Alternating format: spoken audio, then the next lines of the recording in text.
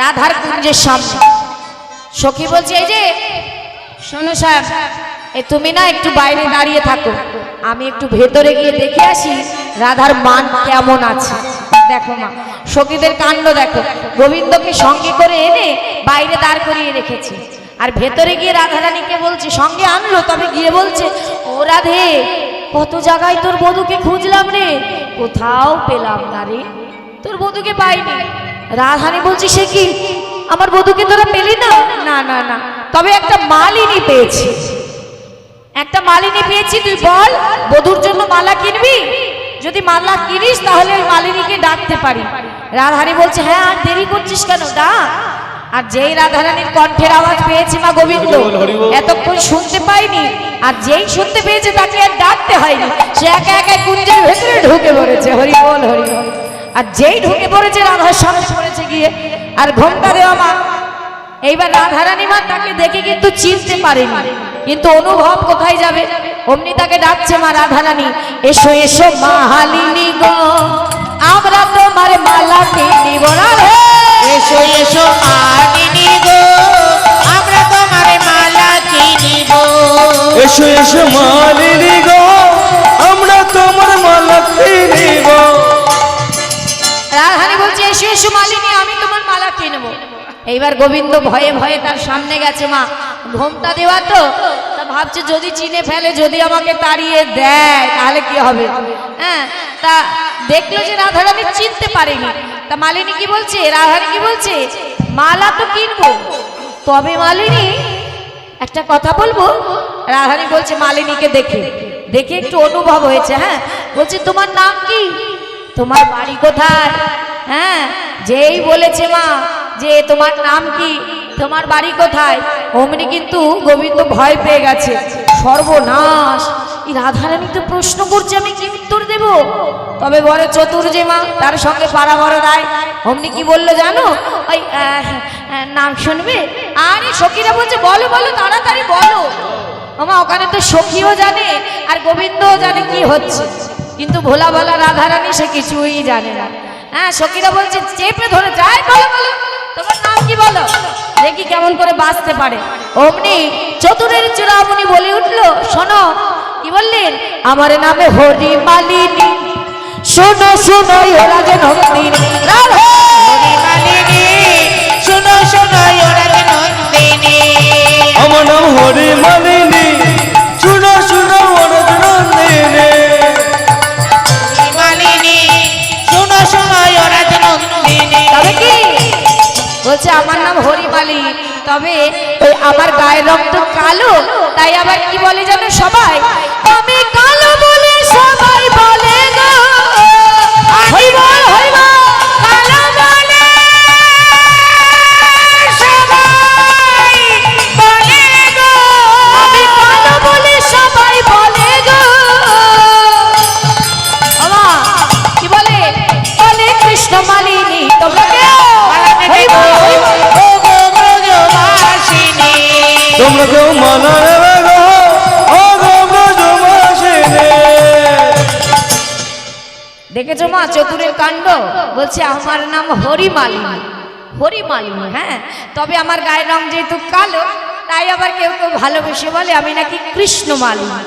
রাধারানী বলছে বাবা বাবা বাবা, এই তোমার নামের সঙ্গে না আমার বধূর নামটা মিলে গেছে, বাহ খুব ভালো লাগলো। আচ্ছা তোমার বাড়ি কোথায়, এইবার কি বলবে গোবিন্দ।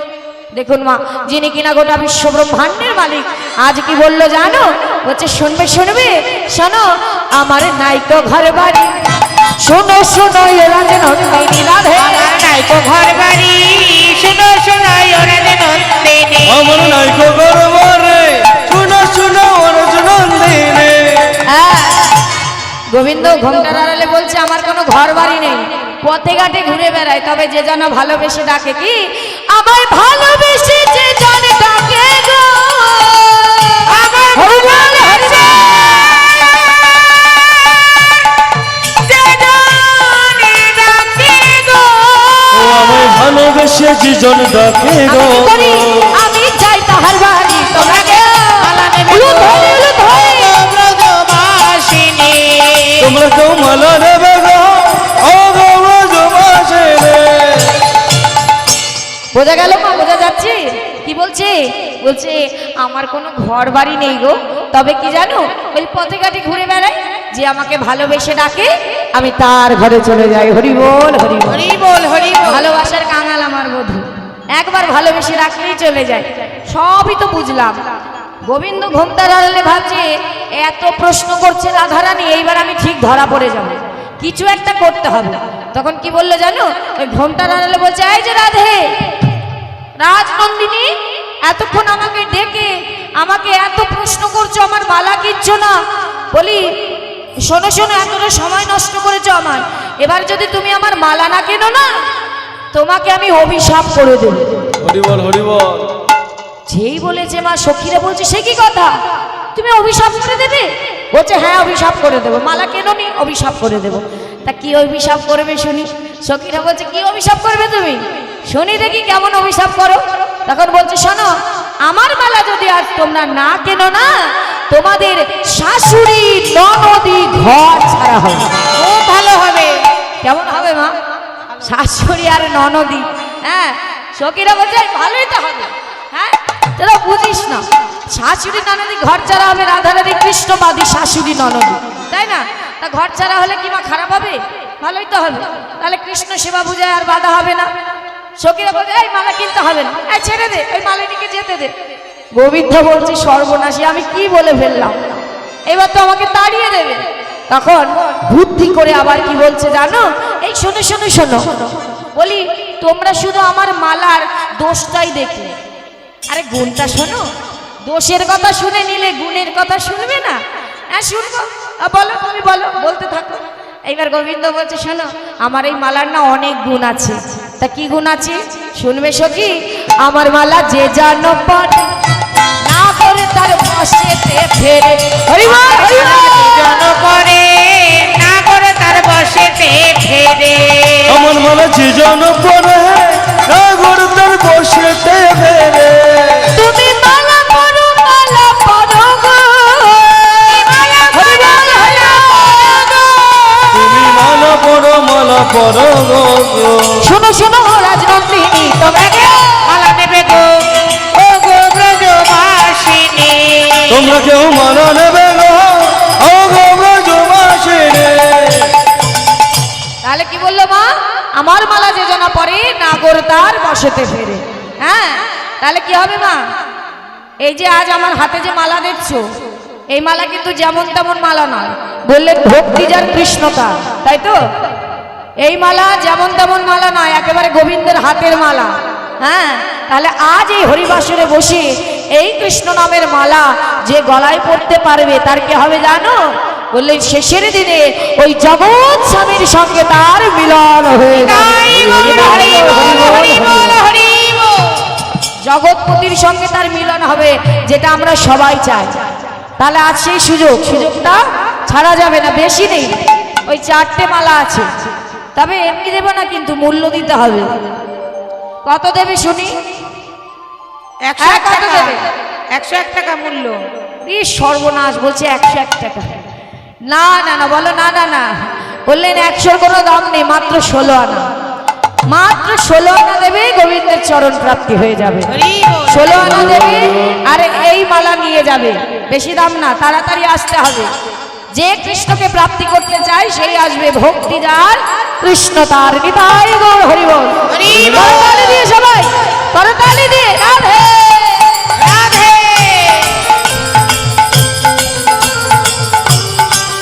তাড়াতাড়ি কে আসবে? কি কারো কৃষ্ণ পাওয়ার ইচ্ছা নেই? এখনো লজ্জা পেয়েই যাচ্ছ, কৃষ্ণ পাইতে হবে না, লজ্জাই পাও। জয় রাধে। আমার এসো, দেরি করলে হবে না, এসো এসো। হ্যাঁ সুযোগ সবার হবে না। রাধে হরি বল।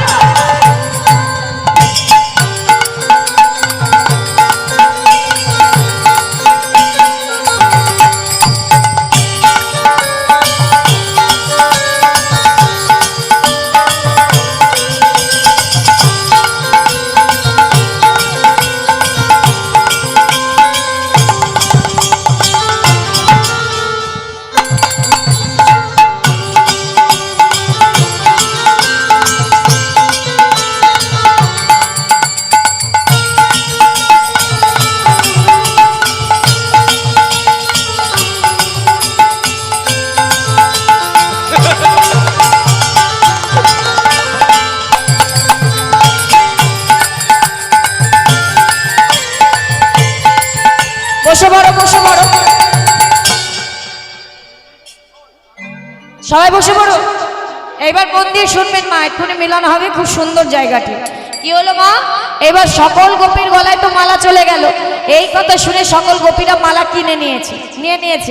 এইবার কেনার পরে এইবার রাধারানীর মনে আরেকটা প্রশ্ন এসেছে, খালি শুধু প্রশ্ন আসছে। হ্যাঁ, মালিনীকে দেখে, কারণ অনুভবটা কোথায় যাবে, কারণ তার সামনে তো স্বয়ং গোবিন্দ দাঁড়িয়ে আছে মা, কিন্তু চিনতে পারেনি। এবার বলছে, ও মালিনী একটা কথা বলবো, বলো।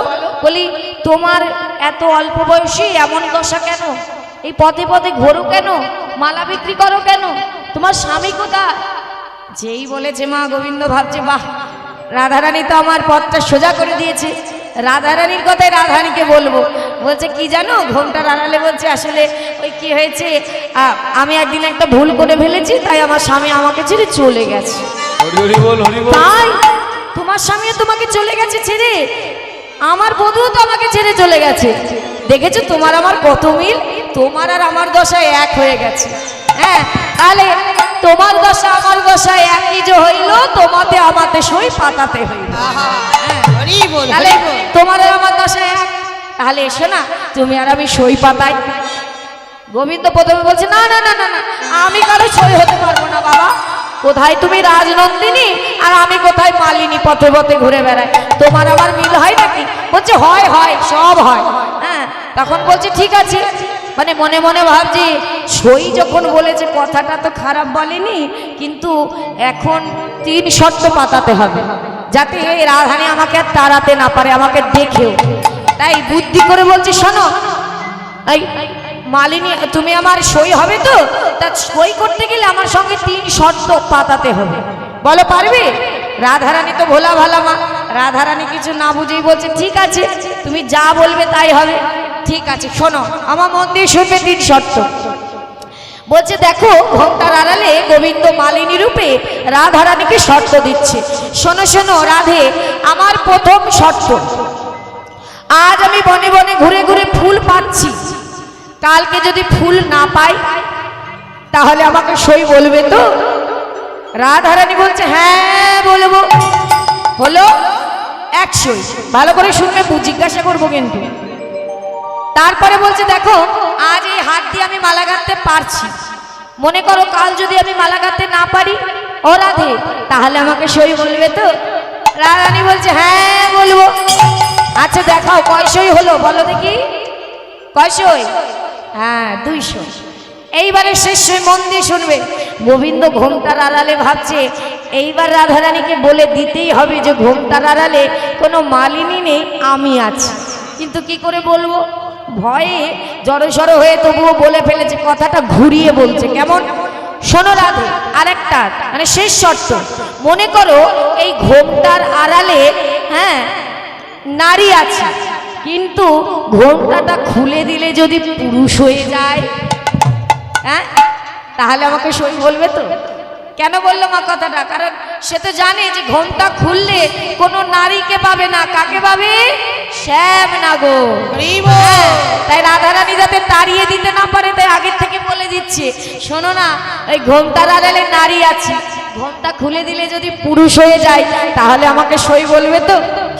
রাধারানী কিছু না বুঝেই বলে বসলো, ঠিক আছে, শোনো শোনো মালিনী, ওই ঘোমটার আড়ালে তুমি নারী হও বা পুরুষ, তুমি আমার সই। সই হয়ে গেল, সই। এইবার আর দেরি কিসের মা? ওই ঘোমটা দেওয়া তো সখীরা তো সব জানে। সখীরা অমনি ছুটে গিয়ে মালিনীকে ধরেছে, এই যে ও মালিনী, সবই তো বুঝলাম, তা নাম বলে দিলে, সব করে দিলে, তাহলে এবার মুখটা দেখাও। এখানে তুমিও নারী, আমরাও নারী, তাহলে নারী আছি আমরা সবাই, তা ঘোমটা খুলতে অত লজ্জা কিসের? গোবিন্দ শক্ত করে ধরে রেখেছে মা, যদি রাধারানী তাড়িয়ে দেয় কি হবে, কি হবে? আর অমনি মা, সখীরা কি খুলবে? রাধারানী ধৈর্য ধরতে না পেরে তিনি ছুটে এসে কি করলেন? গোবিন্দের ঘোমটাটা খুলে দিলে। আর কি দেখতে পেল মা? জোড়া ভুরু বাঁকা নয়নে দেখিয়া চিনিল, মালিনীর বেশে ধনী বধুয়া।